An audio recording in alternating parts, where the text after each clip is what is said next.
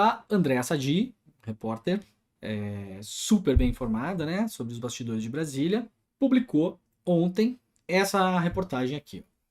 Há 2 meses da eleição, aliados do presidente Bolsonaro retomam articulação por PEC que blinda o presidente com cargo vitalício. E aí ela ouviu aliados do ex-presidente Lula que avaliam que a medida não passaria de uma concessão do Centrão para proteger o presidente e seus familiares caso o Bolsonaro perca a eleição. Vamos ler isso aqui juntos e depois a gente conversa. Parlamentares aliados do presidente Jair Bolsonaro voltaram a articular nos últimos dias uma proposta de emenda à Constituição que blinde todos os ex-presidentes da República, para evitar que sejam alvos de prisão quando deixarem os cargos. A proposta, que foi revelada pelo podcast Papo de Política da Globo News em meados de 2021, voltou a ganhar força agora devido ao que parlamentares chamam de preocupação do entorno do presidente Bolsonaro com o próprio chefe do executivo e seus familiares, caso perca a eleição, com processos e investigações que ainda correm na justiça. Segundo Andréa Sadi apurou, uma das ideias é exatamente conceder uma espécie de cargo de senador vitalício ao ex-presidente, garantindo foro privilegiado e imunidade parlamentar aos políticos. Para justificar que a medida não beneficiaria apenas Bolsonaro, líderes do Centrão ligados ao presidente afirmam ao blog que lideranças ligadas ao PMDB e também ao ex-presidente Lula seriam a favor da proposta e estariam dispostos a costurar um acordo para sua aprovação. Se tiver petista que for costurar acordo e votar em relação a isso aí, eu vou botar cara de um por um nesse programa aqui. Cara em nome de um por um, de qualquer partido de esquerda que votar nesse negócio, tá? Estejam avisados. E pode espernear depois aí, tá bom? Isso aqui é um absurdo e eu vou logo explicar por quê. No entanto, na avaliação de parlamentares ouvidos pelo blog, a proposta só será aprovada antes da eleição se houver um pacto com o judiciário. Caciques do Centrão afirmam estar preocupados com as ameaças do presidente a respeito do 7 do 9 e temem um novo acirramento de ânimos com ministros do STF às vésperas da eleição. Aqui está o ponto central dessa conversa, né? Muito bem, Andréa Sadi trazendo essa informação pra gente. Vamos lá. Vejam só que viramos reféns, né? É isso que acontece, viramos reféns. Estamos sendo ameaçados pelo ministro da Defesa, pelo comandante da Marinha, pelo presidente da República, pelo candidato a vice-presidente da República, não por acaso todos militares, e eu poderia continuar citando vários outros, de que o nosso sistema eleitoral não presta caso o Bolsonaro perca. Isso que estão falando pra gente. Não aceitarão o resultado das eleições, tem que ter, o exército tem que acompanhar, tem que ter uma contagem paralela, blá, blá, blá, blá, blá, blá, blá. E esse papo vem enchendo a cabeça das pessoas há um bom tempo. E agora então nós temos uma saída mágica. Vejam que saída mágica nós temos agora. Não, veja só, se aprovarmos uma PEC aqui, que é uma recordação, rememora uma PEC de 2002, que na época blindaria o ex-presidente Fernando Henrique Cardoso, uma PEC de 2002, que inclusive nos anos do PT também voltou a ser discutida, digamos, sejamos claros aqui. Então, se a gente salvar o Bolsonaro da cadeia, aí então os generais eles ficam mais calminhos, eles se acalmam, fica tudo bem. Em alguns países existe o cargo de senador vitalício. Eu já falei antes aqui, a Itália é um exemplo. Senatore a vita se chama.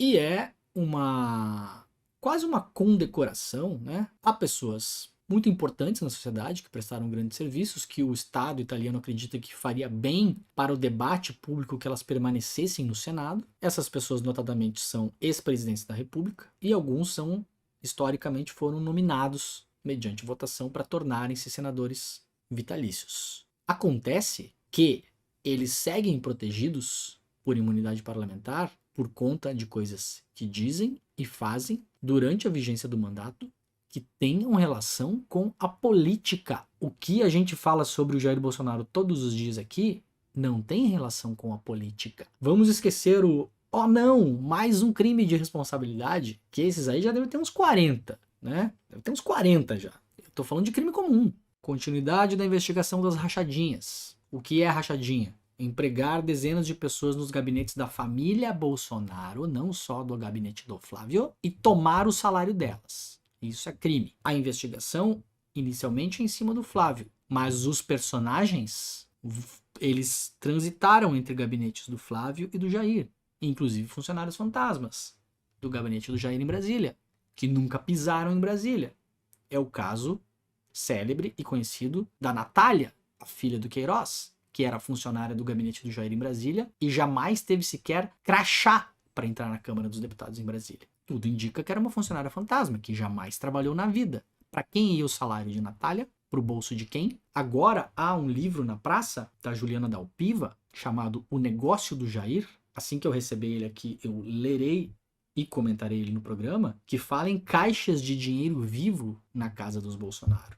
Já é sabido que Bolsonaro e sua ex-esposa compraram dezenas de imóveis durante vários anos, mais de uma dezena com certeza, e vários foram pagos em dinheiro vivo. De onde vinha esse dinheiro? Agora, o escândalo do MEC, que derrubou o pastor Milton Ribeiro, presbiteriano, aliás, fizemos um programa sobre isso ontem, né? Sobre a igreja presbiteriana, para quem quiser assista, né? Perseguindo pessoas de esquerda e mulheres. O escândalo do MEC, que coloca o pastor Milton Ribeiro no topo da pirâmide e 2 pastores abaixo dele que não tinham cargo no MEC. E esses 2 pastores eram lobistas de verba, segundo as denúncias, negociavam verbas com prefeituras e por isso cobravam e recebiam propina, inclusive em ouro extraído ilegalmente da Amazônia. Um desses pastores, o pastor Gilmar, ele era atendido pelo Milton Ribeiro, segundo um grampo, onde o Milton Ribeiro fala claramente isso, que esse pastor, o pastor Gilmar, era um homem do presidente da República, não era um homem do pastor Gilmar.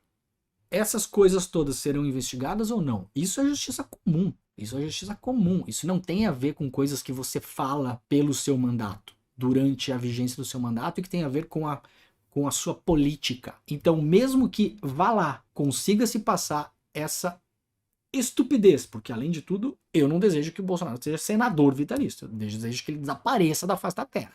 É isso que eu desejo, né? Isso blindaria ele de eventuais investigações futuras que não têm a ver com o exercício do mandato? Segundo as próprias decisões que se tem visto no Brasil, jurisprudência do STF, não. Então o que será feito nessa PEC? Uma costura e uma emenda para mudar, inclusive, isso tudo que já passou por instâncias judiciais e decidiu que, em não tendo relação com o mandato, com o exercício do mandato, você não está blindado simplesmente pelo fato de ser parlamentar? Então, isso é um absurdo. O que André Sadi trouxe é que há, inclusive, pessoas da esquerda, do PT, etc e tal, que estariam dispostas a debater e aprovar isso. Quem botar esse negócio, eu vou botar a cara aqui e vou deixar 1 minuto a cara de cada pessoa de esquerda que votar a favor desse negócio no programa. Porque o que precisa acontecer com esse cidadão, depois que ele deixar a presidência da República, é que ele responda pelos crimes que eventualmente ele tenha cometido. E para isso é preciso que se investigue a sério e a fundo o cheque que caiu na conta da Michelle Bolsonaro. O presidente da República falou que era um empréstimo que ele tinha feito pro Queiroz. A investigação já pegou a declaração do imposto de renda dele para ver se ele lançou esse empréstimo? Não imagino que tenha pego. É obrigatório lançar. Se não lançou, tá mentindo.